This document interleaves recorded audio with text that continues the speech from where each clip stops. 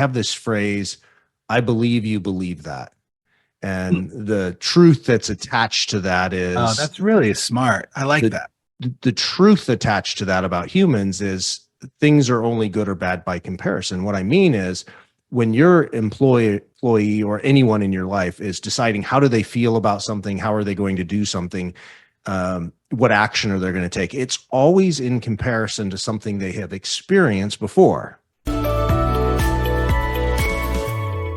I was at a speaking engagement about 3 years ago, and I came across a gal who I'm a big believer in pre-hire assessments, or you've probably Yeah, heard of like DISC and sure. Myers-Briggs and all Yeah. those.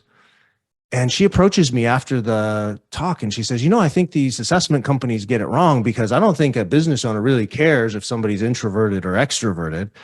What I think they care about is somebody going to be really talented in this role, happy in the role, and how long are they going to stay? Yeah. And I said, well, you're right. And she has a great, interesting story. She literally grew up in Taiwan in a rice paddy, no running water, no electricity, first of her family to go to college.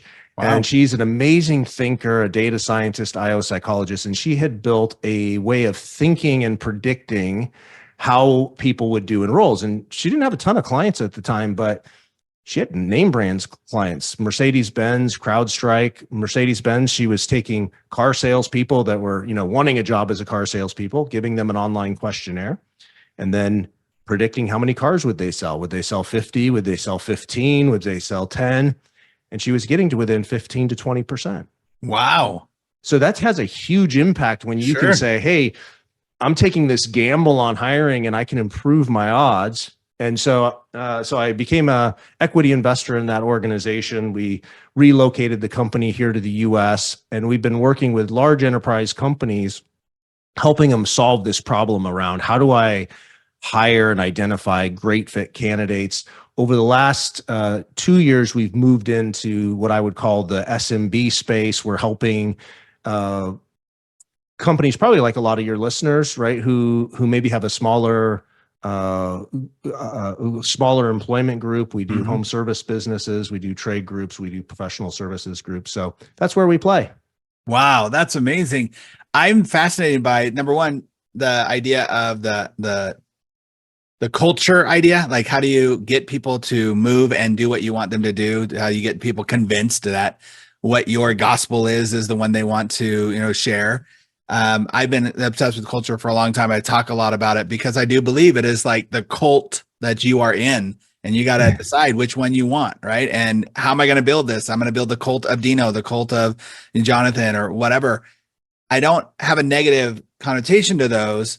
I just look at it as going, wow, that's powerful. If we use it correctly, if you use it for good, right? Because all things can be used for good or ill, that we use that and it can be super powerful. Yeah. And I write about that in my book. I write about 5 truths about human behavior that I think if you can master in any business setting really gives you quite an advantage. And one of those truths has to do with how people believe. And I have this phrase, I believe you believe that.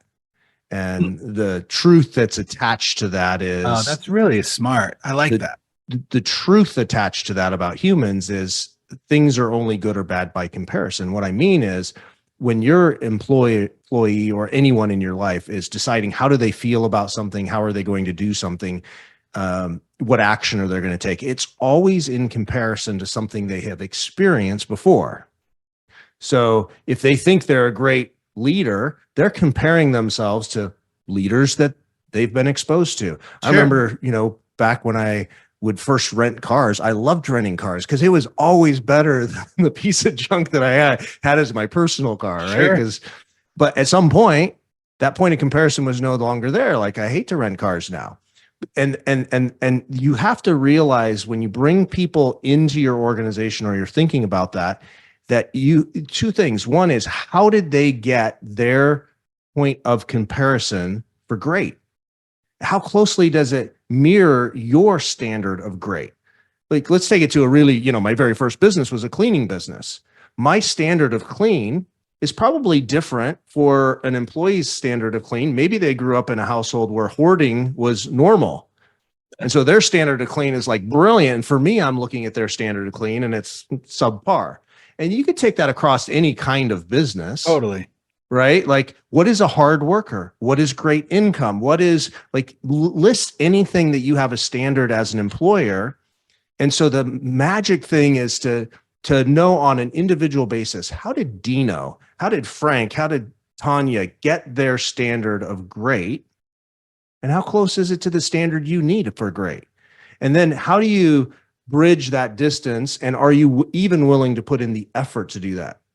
And what gives you then the power to have influence over people is to understand that their belief, it sort of sounds sarcastic if I say, I believe you believe that, like dismissive. Right. But I don't mean it that way. Right. What I mean by that is if I grew up in the same place, same circumstances, surrounded by the same people, experiencing the same thing, I would probably believe exactly the same way. I would have the same biases. I would have the same frame for how I'm interacting with the world. And if you can get next to people in your life and accept them with that zero judgment point of view, now you're in a position to help them on a path to see some other belief. So you imagine, if you grew up in a town and everyone, your grandparents, your aunts, uncles, everybody you looked up to, every time you walked outside, they looked up and they pointed at the sky and they said, Dino, isn't that a beautiful red sky? And they would look at you having blue eyes. I don't think you have blue eyes. No. But they would say, Dino, you have amazing red eyes. When you moved out of that community, right, and you go to the town and somebody says, hey, Dino, what color is the sky? You wouldn't say, I believe the sky is red. That's right. You would actually say, the sky is red. Sure. It wouldn't occur to you. It's not a belief system. It's not a belief. And so I always say the most dangerous belief a person can have is the one they don't identify as a belief. Because to them, it's true. Now, what does that have to do with, the place we started of hiring people and how do they stick and stay in your organization, the flight risk? And it really comes down to understanding who the human is and how do they view the world around them that is your business, their community, whether that's their family community, their church community, the city, government, right? The closer we can get to really being able to see what that is, the better off we're going to make a match. Wow. There's a lot of really good stuff there because first of all, starting with, I believe that you believe that. I didn't take that as sarcastic at all. As a matter of fact, for me, I immediately went to like, oh, that's a really great way to have conversations with, whether it be my kids who might have a different belief system around something, like, because when you said that, you could see like how they grew up and all this stuff. I can also see that as the exact opposite, right? So if they don't like how they grew up, or now they have a different belief system of like, oh, well, I believe this out of either rebellion or I find this more attractive or whatever. But to be able to say that, it actually de-escalates it. Oh, I believe you believe that. Yeah, I don't have to agree with it. I don't think that I don't have to say you're right. I can just say, or I'm wrong, or you're wrong, or I'm right. Oh, I believe you believe that. Hey, there's no reason to learn how to own your role on your own. If you like that clip, go ahead and click right here for another one. Or if you want to watch the entire podcast, go ahead and click right here. Also, don't forget to like and subscribe.